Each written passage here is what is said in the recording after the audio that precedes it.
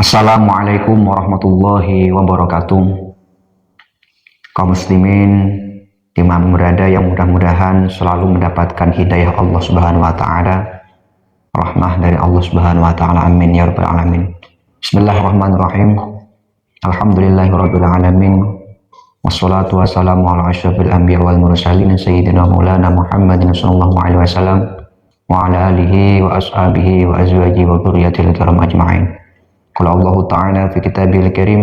Bismillahirrahmanirrahim. Wal 'asri innal insana lafi khusrin illa alladziina aamanu wa 'amilus sholihati wa tawassaw bil haqqi wa tawassaw bis sabr. Amma ba'd. Ikhwani rahimakumullah.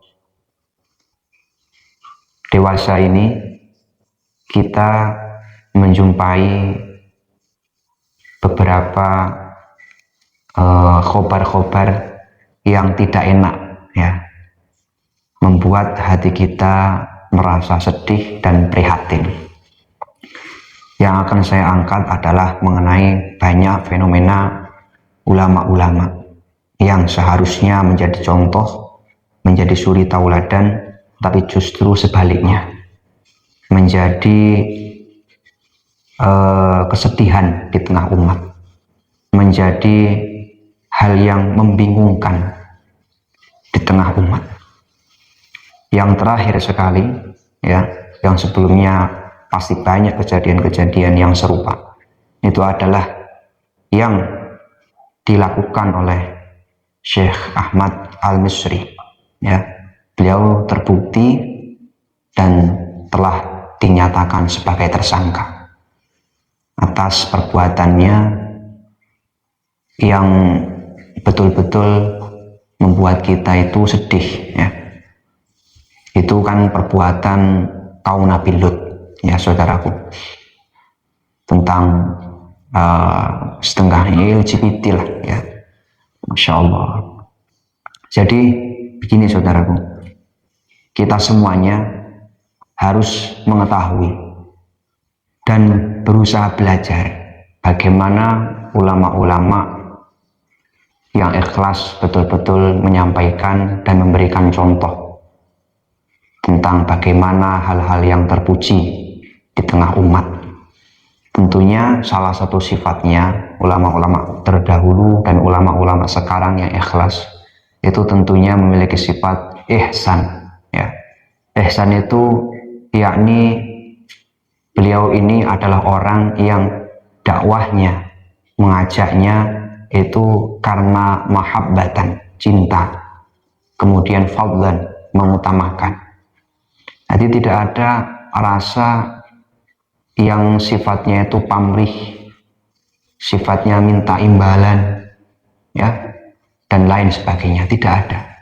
Melainkan karena belas kasih, terus karena mengutamakan umatnya Rasulullah, dan sembari itu juga bersama-sama dia juga selalu mawas diri, karena namanya godaan setan itu selalu ada, saudara, selalu ada dan tidak akan pernah ada hentinya selama nyawa masih ada di kandung badan.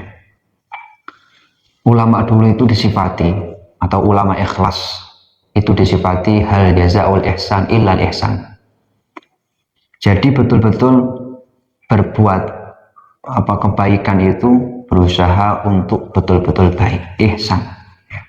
Tidak pamrih. Dakwahnya pun seperti itu. Maka tidak heran, saudara, banyak kiai-kiai, ya, kiai-kiai pondok, termasuk guru saya. Guru saya itu Al-Maghfurullah Syekh Romo Kiai Haji Hamdan Ma'mun. Beliau itu suri tauladan bagi kami. Betul-betul mengajarkan yang namanya izzatun nafsi. Izzatun nafsi bermakna mariroh, ya.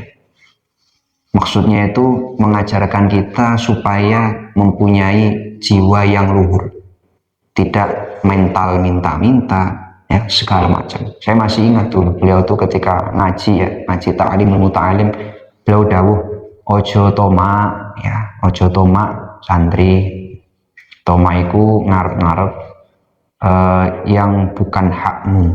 Nah, kurang lebihnya seperti itu. Ada Jadi kita diajarkan jangan tomak. Terus apa? Harus wirai. Nah, berusaha wirai. Di pondok saya itu, ya, pondok pesantren Bahrul Ulum, ya, itu betul-betul wirai, ya, dalam mengenai keuangan pun seperti itu. Betul-betul hati-hati, ya, hati-hati luar biasa. Tidak sembarangan uang dari mana itu diterima terus dibangun untuk pondok, itu enggak, ya, harus hati-hati. Mengapa? Karena itu langsung berefek kepada keberkahan santri, di mana pembangunan yang dasarnya ataupun asalnya itu syubhah, ya, bahkan ada sedikit mungkin naudzubillah yang haram, itu pasti akan banyak berdampak kepada kemanfaatan dan keberkahan yang dirasakan oleh santri. Nah, ini saudaraku. Jadi ulama-ulama yang ikhlas itu selain disifati ihsan, itu disifati yakhsyallah, selalu takut kepada Allah Ta'ala. Artinya bukan kok tidak pernah melakukan dosa, itu tidak. Pasti yang namanya manusia itu nggak luput daripada salah dan dosa. Tetapi yakhsya ini disifati ketika misal berbuat salah, ya.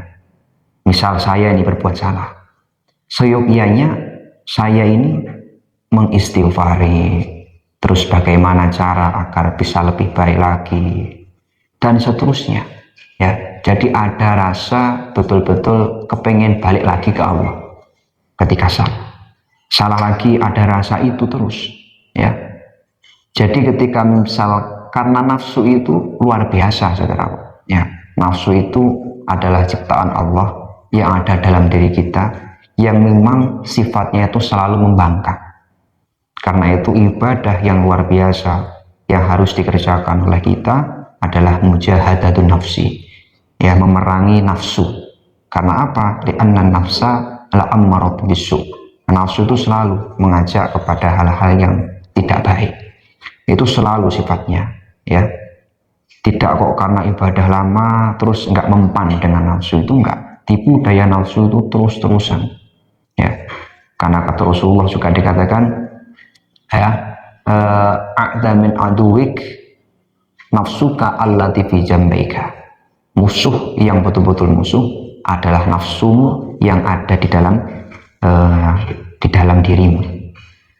Nah, artinya saudaraku, sifat dua ini selalu melekat di dalam para ulama dan bahkan kepada para utusan-utusan Allah. Memiliki sifat ihsan, dalam dakwahnya mengutamakan untuk mencari ridho Allah, tidak selain itu. Karena itu dibarengi dengan beliau itu biasanya memiliki usaha-usaha, ya, usaha-usaha. Akan Syekhuna Maimun Zubair al-Maghfurlah, beliau pernah dawuh begini kurang lebihnya, ya. Kalau jadi guru misal, ya, buka usaha yang lain supaya kamu itu ikhlas ngajarnya. Nah, kurang lebihnya begitu. Hal ini itu ada, saudaraku, dalam ajaran Islam dan dicontohkan oleh para ulama-ulama kita, para kiai-kiai Nusantara. Untuk itu, kepada kita semuanya, seyogyanya untuk bisa memilih mana yang betul-betul ulama, yang memiliki kealiman dan memiliki rasa yang takut kepada Allah Ta'ala, dan memiliki keikhlasan di dalam berdakwah, ya. Jadi selalu pamrih ini berarti ciri-ciri ulama yang tidak patut untuk kita ikuti. Kenapa saya bilang begini? Karena hal ini supaya tidak membingungkan kita. Kenapa? Karena tujuan daripada dakwah itu adalah untukmu ila sabil rabbika bil hikmah. Jadi ngajaknya Kanjeng Nabi itu untuk supaya kita ini umatnya itu ngambah ataupun ada di jalannya Allah, sabil rabbik. Pertanyaannya, bagaimana kita bisa berada di jalannya Allah kalau orang yang ada di depan kita, orang yang selalu ngomong tentang agama siapapun itu, orang yang selalu dalil hadis-hadis dan bahkan Al-Quran, itu hanya lewat mulut saja, tidak sampai ilmu itu masuk di hatinya, hanya sampai di ucapan saja. Dakwah hanya sebagai tontonan, bukan tuntunan. Itu apakah dikatakan betul-betul ada di jalannya Allah? Tentunya tidak. Nah, ilmu yang manfaat ada ilmu fi qalbi. Nah, untuk itu saudaraku, ayo kita itu menjadi umat yang bijak. Cari orang-orang yang betul-betul memiliki rasa yakhsha Allah, takut kepada Allah, kemudian mengamalkan ilmunya, alim tentang agama, dan dakwahnya pun ikhlas. Tidak seperti kebanyakan sekarang ya. Dakwah itu gimana biar lucu gitu ya, yang lucu itu yang rame. Enggak begitu. Kita itu pengen jadi orang bener, saudara. Mau lucu nggak lucu itu urusan carry ya, nggak harus jadi prioritas kita. Kita itu bukan nyari tontonan, saudara, tapi nyari tuntunan. Untuk itu jangan berhenti kepada ucapan-ucapan yang mungkin indah ya, atau gaya-gaya ketika ceramah yang luar biasa enak dilihat. Jangan berhenti di situ. Betul nggak dia itu ngamalkan ilmunya? Dan bisa nggak bawa kita untuk bisa lebih baik lagi? Nah, ini pertanyaan dan problem kita saat ini. Untuk itu, untuk jamaah atau untuk kita semuanya, ayo kita muhasabah. Sampai di mana kita milih guru. Nah, di taklim itu ada istilah milih guru. Karena di mana kita berguru, ya, di situ akan menjadikan kita itu seperti apa ya. Jadi pilih guru. Ketika guru didapat dengan seperti itu sifat-sifatnya, maka kita cintai, kita hormati, kita ambil barokahnya. Seperti itu. Karena sekali lagi, kita ini jadi orang Islam itu harusnya berkeinginan untuk menjadi orang yang ada di jalannya Allah. Kita nggak tahu dari mana kita bisa dapat itu, kecuali daripada ulama-ulama yang ikhlas, yang ihsan, ya, yang betul-betul mencontohkan kita semuanya untuk bisa menjadi orang yang soleh dan soleh. Ya, kita harus menjauhi betul-betul ustadz ataupun ulama yang hanya menonjolkan ya hal-hal yang sifatnya itu zahiriyah, pakaian bagus, ucapannya luar biasa enak, itu nggak masalah menjadi salah satu pilihan kita ataupun salah satu apa yang harus kita pilih ya.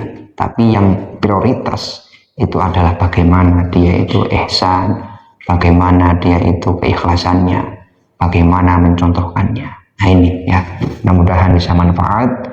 Apapun yang saya ucapkan, insya Allah ada di dalam hati saya nggak buat-buat. Mudah-mudahan ini semuanya mendatangkan ridho Allah Subhanahu Wa Taala. Wassalamualaikum warahmatullahi wabarakatuh.